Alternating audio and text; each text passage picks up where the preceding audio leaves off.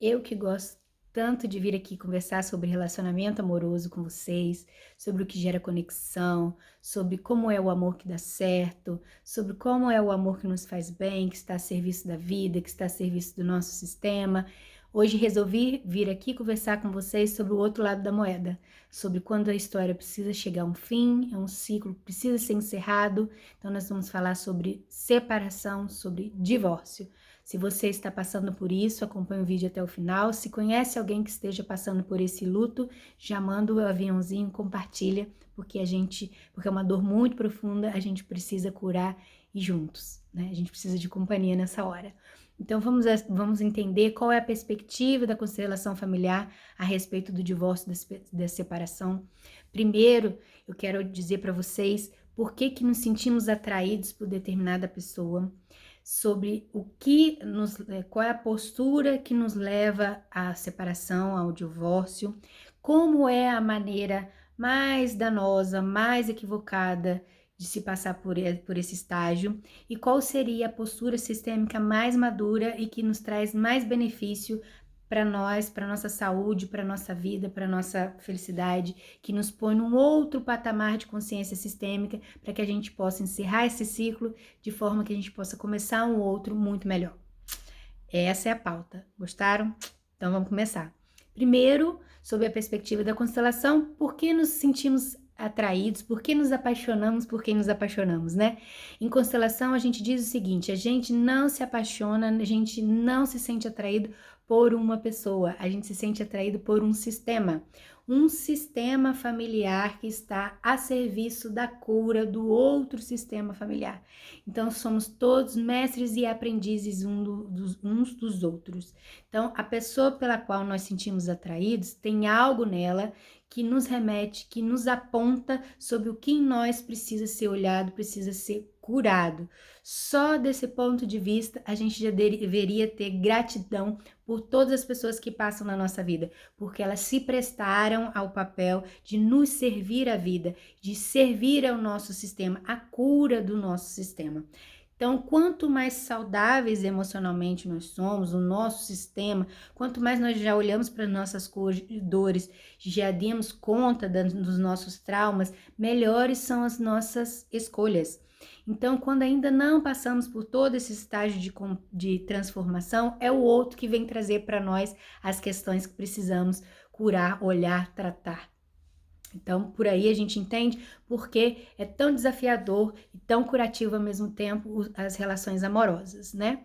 Então, o que acontece? Muitas vezes a pessoa vem para uma sessão de constelação familiar para trabalhar a questão amorosa, né? Às vezes ainda não passou por um divórcio, o casamento que está difícil, ou já vem no estágio da separação e quer olhar para essa dor. E quando a gente começa a representar o sistema dessa pessoa, que a gente coloca os bonequinhos para representar, que funciona assim na constelação, né? Que ainda não entende, tem um vídeo meu no IGTV que explica exatamente como que funciona as constelações na prática, e é assim, representando com bonequinhos.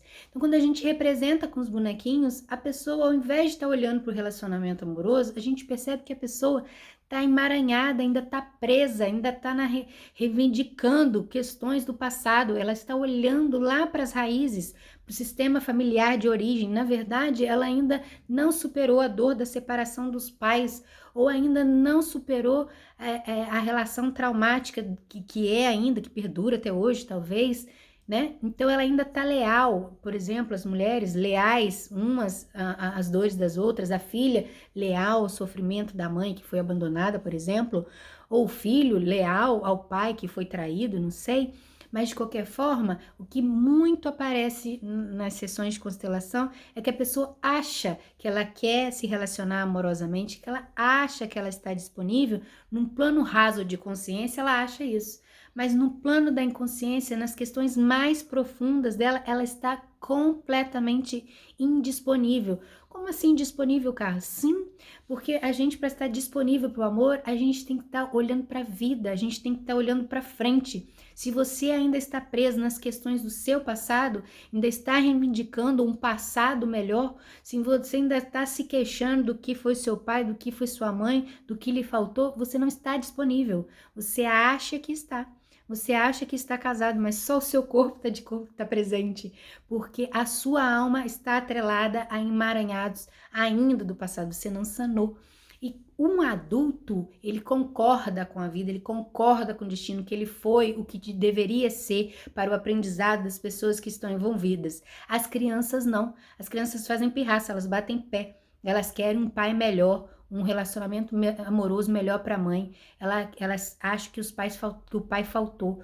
Um adulto, ele concorda que o pai foi o que conseguiu, que a mãe foi o que deu conta, que o pai foi o homem certo para a mãe e a mãe foi a mulher certa para aquele pai. E ele concorda com o destino, é o que eles conseguiram. Eu, adulta, o que me faltou, eu vou correr atrás para mim, eu vou me preencher, né? Mas eu, criança, fico achando que minha mãe merecia um destino melhor, por exemplo, um homem melhor, um marido melhor, e não. A gente só faz escolhas melhores quando a gente está saudável. Caso contrário, a gente atrai a pessoa certa para sanar aquela nossa dor. Então, talvez o seu pai fizesse outras escolhas melhores se ele fosse mais saudável emocionalmente. Ou a mesma coisa sua mãe. Portanto, se eles se atraíram, é porque eram, naquele momento, as pessoas certas para as questões que eles precisavam olhar. Então, o adulto tem essa perspectiva sobre o passado, sobre os pais, tem uma visão madura sobre os pais como seres humanos comuns, que não dão conta de muitas coisas, não tem uma visão ilusória, imaginativa, de que poderia ser melhor e fica brigando com o passado, fica brigando com o destino. Então, essa criança ferida que não deu conta das suas questões, às vezes se casa e se põe numa relação como uma criança, esperando que o parceiro supra, esperando que o parceiro dê conta daquilo que eu mesma não fui capaz de dar conta. Então, isso me coloca completamente indisponível. E uma pessoa indisponível para o amor só pode encontrar outra pessoa indisponível também. Então, automaticamente esse enredo em algum momento vai colapsar e vai chegar ao ponto da separação. São pessoas indisponíveis. Então, a gente precisa ter dado conta já das nossas questões do nosso sistema familiar de origem. Um adulto já fez isso, já deu conta, né? Então é muito comum isso é uma das causas. E nas leis que o Bert Helling, que é o pai das constelações, trouxe para nós, uma delas é a lei do equilíbrio de troca. Quando uma pessoa já está saudável e já está curada e já está inteira, ela faz trocas saudáveis. Ela dá um pouquinho e sabe receber do outro. Ela recebe do outro e sabe retribuir, porque ela já é preenchida, né? Então, ela só se complementa com o outro, né? Ela não está na escassez, na falta, no que não dão certo, no sentimento de rejeição, no sentimento do abandono que o outro vai dar conta, né? Ela faz essa troca saudável. Uma relação só é possível com equilíbrio de troca. Muitas vezes a gente está no sentimento de abandono, de rejeição, de traição, no que deu errado no relacionamento dos pais, e aí eu quero que o outro coloque o outro na posição do meu pai, ao invés do meu marido, por exemplo. E esse é um papel pesado demais para ele. O que acontece? Às vezes ele trai, às vezes ele vai embora, porque fica insustentável essa relação. Então, o que faz da causa a separação, né, que muitas vezes leva à separação e ao divórcio, é a nossa indisponibilidade amorosa, porque ainda não demos conta da vida, do destino que chegou até nós, ainda não reverenciamos esse destino, ainda não aprendemos a concordar que ele foi o que foi possível, e aí a gente vai para a vida como criança ferida e não como um adulto. É isso que acontece, que a gente vê direto nas sessões de constelação familiar. E, sendo assim, muitas vezes eu não sei passar de forma adequada pelo divórcio, porque tem um jeito, sistemicamente falando, adequado. Qual seria? A primeira coisa já é ser grato pelo que o outro veio trazer de conhecimento para mim, por o outro ter se colocado à disposição da cura do meu sistema, ele esteve disponível para a minha cura. Só nesse ponto eu já deveria ser grata, né? Outra coisa é o seguinte: já de antemão, saber que não sou inocente, as pessoas querem terminar uma relação numa postura de inocência, o outro é o culpado, eu sou inocente. Inocentes são só as crianças, adultos são sempre culpados por alguma coisa, tem parcela da responsabilidade da culpa. Então a forma mais adequada da gente passar por esse ciclo é assumindo a minha parcela, o que eu dei causa a 50% do que deu certo e eu dei causa a 50% daquilo que deu errado. Assumir a minha parcela me põe como personagem principal da minha vida. Agora, quando eu quero ficar no papel de vítima, e ficar no papel de vítima é a maneira mais bem articulada de vingança, porque aí acaba toda a possibilidade de reparação, né? Se eu sou a vítima ou outro culpado, acabou, eu me vingo eternamente daquela pessoa e que eu coloco ela naquele papel. E ela vai ter que me sanar para sempre com essa dívida.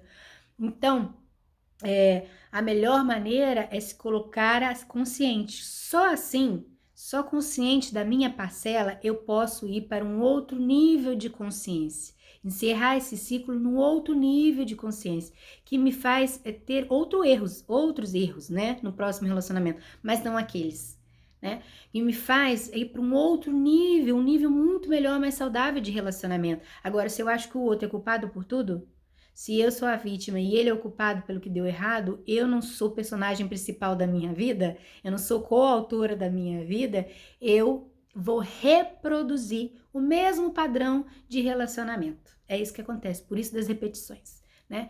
Eu vou reproduzir, eu vou para um outro relacionamento reproduzindo o mesmo nível de abuso, o mesmo nível de abandono, de traição, de tristeza, enfim. Só assim, não sendo inocente, assumindo as minhas culpas. E passando por todos os estágios, né? Inclusive de viver talvez a raiva, porque a raiva às vezes é a substituta da dor que é intensa, mas é um processo. Você não pode parar sempre, tem casais que ficam para sempre brigando na justiça numa raiva para substituir a dor do luto. Você precisa viver a dor do luto. Então a forma sadia qual seria? Assumindo os 50% da minha responsabilidade, sendo coautor da própria história, deixando com o outro a parcela de responsabilidade que é do outro e assumindo qual é a minha responsabilidade, sendo grato por tudo que foi vivido e aí sim, encerrando esse ciclo, eu posso ir para um próximo nível de consciência, para um relacionamento muito melhor, muito mais sadio, assumindo 50% e não sendo inocente. É isso, gente, espero ter contribuído. Divulguem, compartilhem, manda aviãozinho com aquele amigo que precisa ouvir, que esteja passando por isso. Espero ter contribuído. Nada de inocência, gente. 50% da responsabilidade para a gente ir para outro nível, outro patamar de relacionamento. Tchau, tchau.